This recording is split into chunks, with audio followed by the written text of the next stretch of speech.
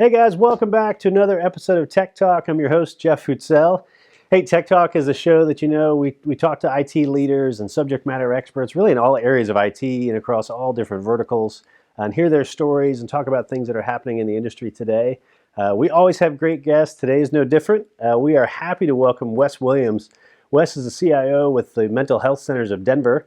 So Wes, thanks so much for joining us today. Hey, thanks for having me, Jeff. Yeah. So Wes, you guys provide services for about, I think it's 20,000 patients a year, in 35 locations across that area. Is that correct? That's right. Yeah, we have a mix of outpatient facilities, a big psychosocial rehab program aimed at getting people re-engaged in their education and back to work, and then 14 residential facilities throughout the city. Terrific. So you're leading IT with that organization, which is always interesting. We love hearing about people's backgrounds and kind of how they get into it and how they get passionate about the technology industry. Your kind of path and track to IT is a little bit different from most, right? So maybe talk a little bit about how you got started, kind of how you originally started in the field. Yeah. So I moved to Colorado to come to graduate school to study clinical psychology at CU Boulder. It was great. I went sort of straight into clinical practice after graduation, and worked as a psychologist.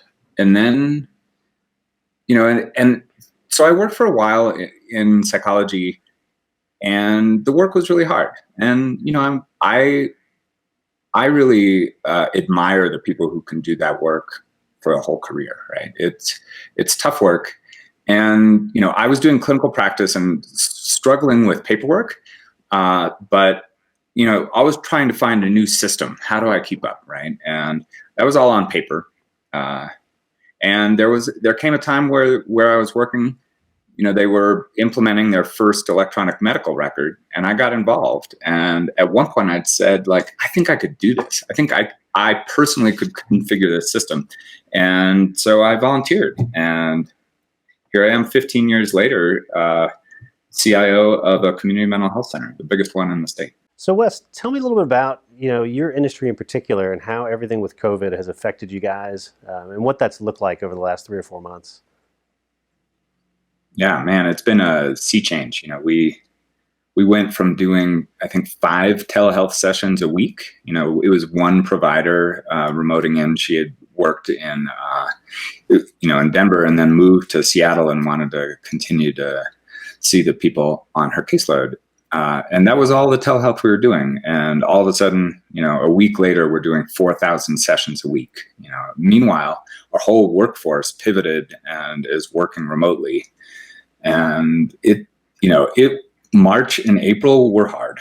But the silver lining there is that I think people have learned how to do this, right? They've learned how to work remotely as a team.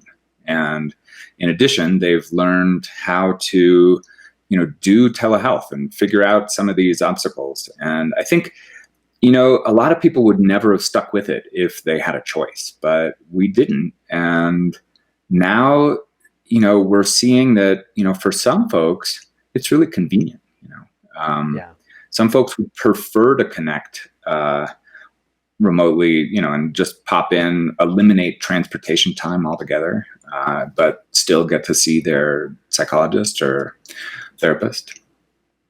Yeah, I think sounds like you just eliminate some of those barriers to getting started and some of the excuses, to get out of like anything else, just make it easier. There's a big jump from 5 to 4,000 is a pretty big leap on that. How's the adoption side been for your staff as far as for them to get used to it and embracing the new technology and kind of just figuring out the whole process compared to doing in-person visits? Yeah, it was hard.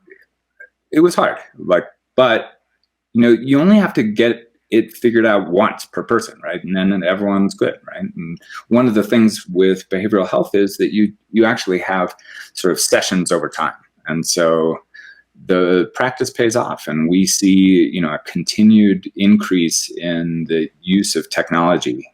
There was a little bit of a relaxation of rules, right? You could do audio only telehealth, which was great for accessibility, but I think in the long term we want we want to deliver video sessions so that you get that nonverbal communication.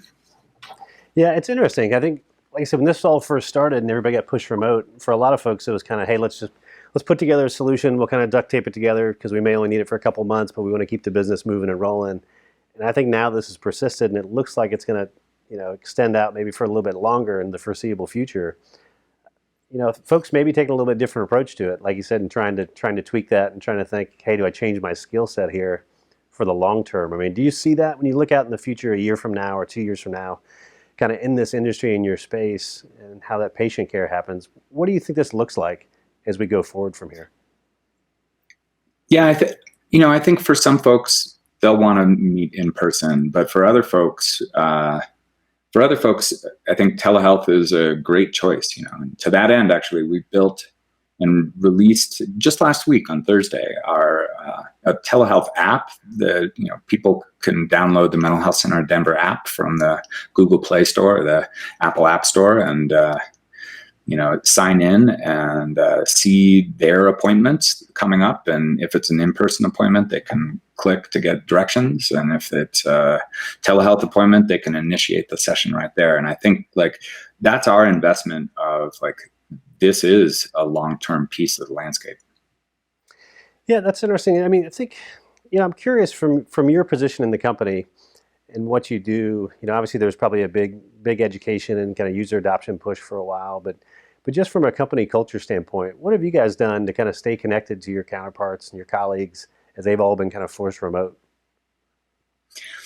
Yeah, I think, with all this change, communication has been so important, right? And to that end, one of the big things we instituted is sort of nested daily huddles where,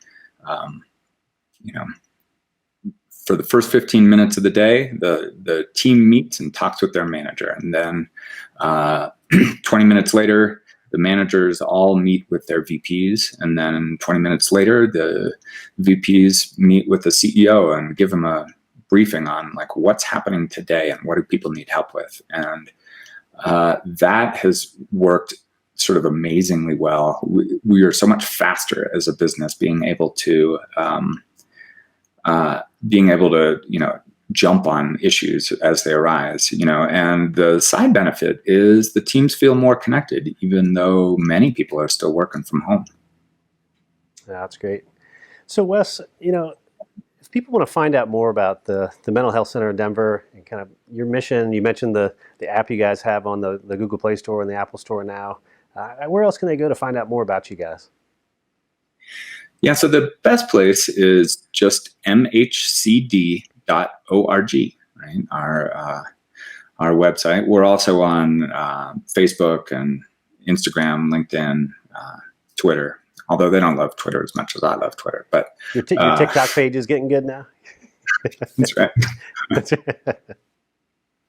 No, that's great. Well, look, there's probably never been a time when mental health is more important and people are in more need of it than right now for all of us and going through this. So we definitely appreciate you guys and everything you're doing. And I appreciate you coming on the show today, giving your perspective on just how this is changing your industry and all the cool things you guys have done in the past few months. So thank you so much for joining us.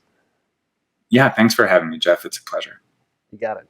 Hey, thank you guys for joining us as well, and we'll look forward to catching you on our next Tech Talk.